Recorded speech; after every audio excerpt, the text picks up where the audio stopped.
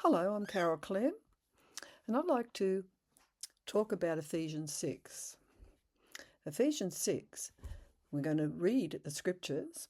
It says, "Wherefore take unto you the whole armour of Elohim, that you will be able to withstand in the evil day, and have done all to stand. Stand therefore, having your loins girt about with truth, and having on the breastplate of righteousness, and your feet shod with the preparation of the besorah of peace. Above all, taking the shield of faith, wherewith you will be able to quench all the fiery darts of the wicked, and take the helmet of Yeshua, and the sword of the Ruach, which is the word of Elohim, praying always with all prayer and supplication in the Ruach, and watching therefore with all perseverance and supplications for all the Kodishim." Now, what I want to show here, that a lot of the Bibles have may be able to quench the fiery darts. This is not in the original, and it should be will and will be able to withstand the evil day, and having done all.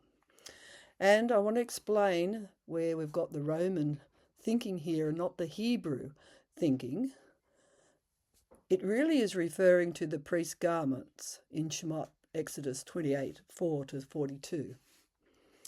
Because let's go through that, the garments.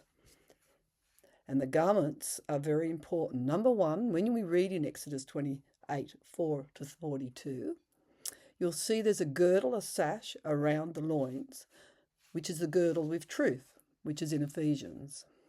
The sash the priest wore around them. And a believer is always to be ready, waiting, and being humble in character and willing to serve. Yeshua in John 13, 4-10 washed the Talmudians' feet. Luke 12 and 37, we see this. And in Philippians 2, 6-8, the priests were to serve the people and teach them the difference between the clean and the unclean, the right and wrong. Yeshua said he washed their feet. You are clean everywhere, but you are clean but not all. The foot washing in John 13:12 and John 13:4 and John 13:5, after that he poured water into the basin and began to wash the Talmudians' feet and to wipe them with the towel, the towel is linen. It's a linen cloth. We have put in English towel, but it's linen. Wherewith he was girded. He was girded around his waist, as the priest had been. In John 13:5, the word is linen too, which is translated towel. All garments were made in linen. We can refer that to Exodus 28. Let's go on to the breastplate, which is spoken about in Ephesians 6 and in Exodus 28, which it's referring to. The breastplate of righteousness in Shemot, Exodus 28:30, is hidden in the breastplate of judgment of Yahuwah's righteous judgments. Truth versus lies, deceit, right from wrong. The Urim and the Thummim determines Yahuwah's will, his righteousness, his righteous judgment, his truth. In Exodus Shemot 28, verses 17-21, and in Revelations 1:13, we see Yeshua in the golden girdle, the breastpaps, atone for sinful heart. Number 3, the priest, when they went into the temple, always wore bare feet, walking on the holy ground in the temple. The tidings of redemption, it means redeeming from sin to his righteousness and holiness. It's holiness to be barefoot. This is the good news and peace in our life, where it talks about in Ephesians 6. The feet we walk in life is holiness, his righteousness, and humility and reverence. Yeshua's ways, that's what it's all about.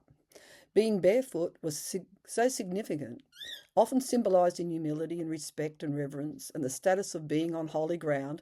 We have these examples of Moshe that involves being barefoot, and it comes from Exodus, and Joshua 5:15 also. So let's read that. And the captain of Yahuwah's host said unto Elisha, Loose your shoe from your foot, for the place whereon you stand is holy. and Yahusha did so. That's Joshua. And Ecclesiastes 5:1 says, guard your foot when you go to the house of Elohim, and be more ready to hear than to give the sacrifice of fools, for they consider not that they do evil. And it shall come to pass, when the priests that bore the ark of the covenant of Yahuwah were come up out of the midst of Yarden, that's Jordan, and the soles of priests' feet were lifted up into the dry land, unto the dry land, that the waters of the Jordan returned unto their place, and flowed over all her banks, as they did before. So those priests were barefoot too, when they went over to Jordan.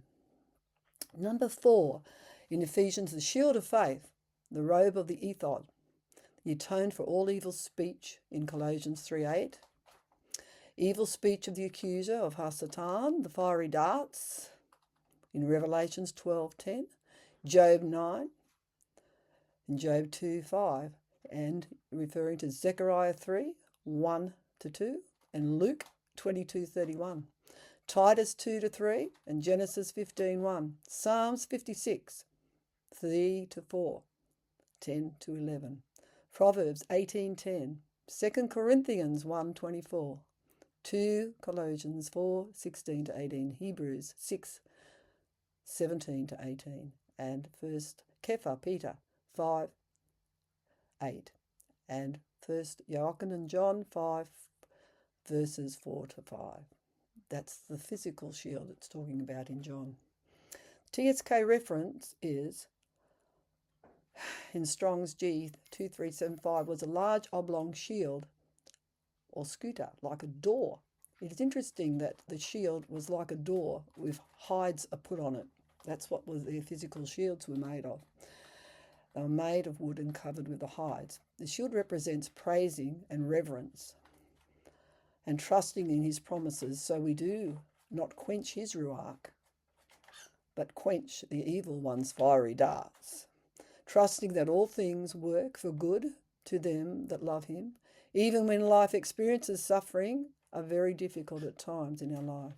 He's refining us, perfecting us into a new creation. His love, his righteousness, that we are to continue to praise, respect and appreciation of his working in us, this new creation, and the hope of him glorifying us and ruling with him in his kingdom.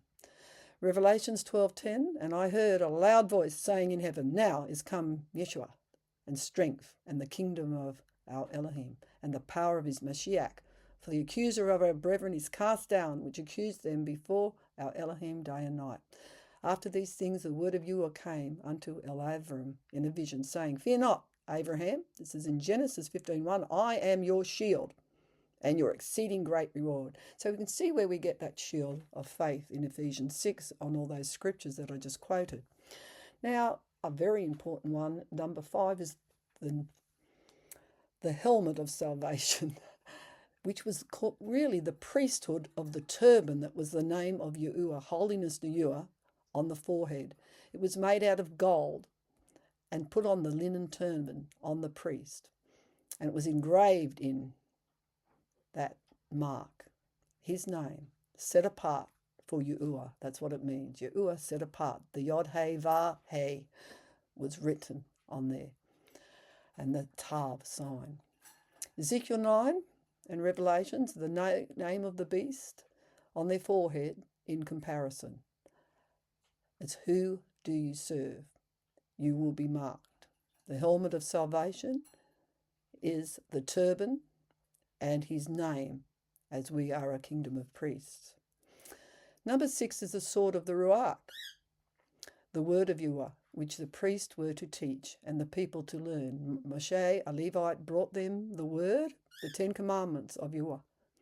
Moshe was angry and smashed them when he saw the golden calf. Aaron allowed them to be naked and sin. Yet Aaron and the Levites then used the sword to them that refused Yahweh's ways, Yah's words. In Exodus 32:26, and Moshe stood in the gate of the camp and said, who is on Yahweh's side? Let him come here unto me. And all the sons of Levi gathered themselves together unto them. And he said unto them, thus says Yahuwah of Yasharel, put every man his sword by his side, and go in and out from the gate to gate without the camp, and slay every man his brother, and every man his companion, and every man his neighbour. The children of Levi did according to the word.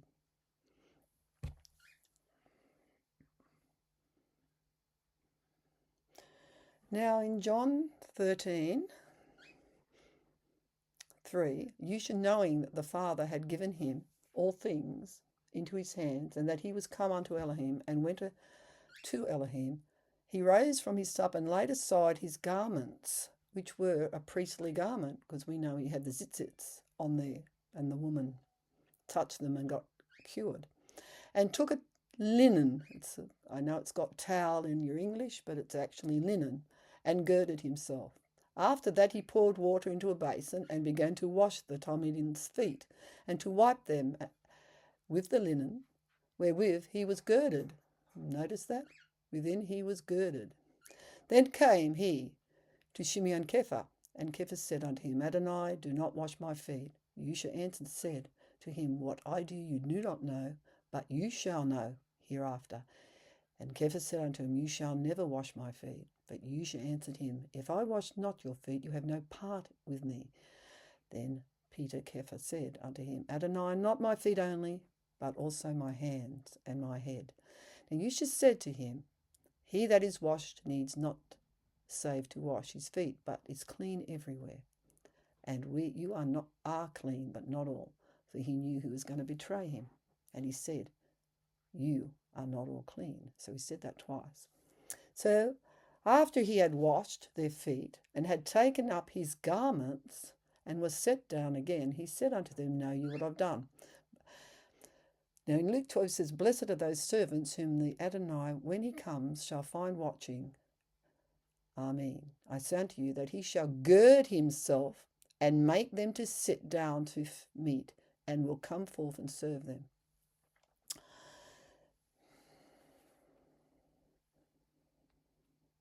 And now we see that in Matthew 14, as we said, and besought him, this woman besought him, and others besought him, that they might only just touch the tzitzits of his garment, his priestly garment, and as many as touched were made perfectly whole.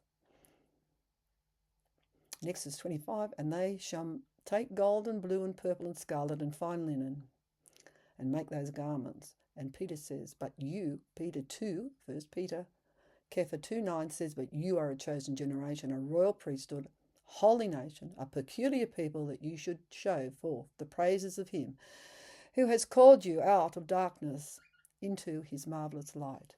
Blessed and holy is he that has part in the first resurrection in Revelations 26. On such the second death has no power, but they shall be priests of Elohim and of Mashiach, and shall reign with him 1,000 years.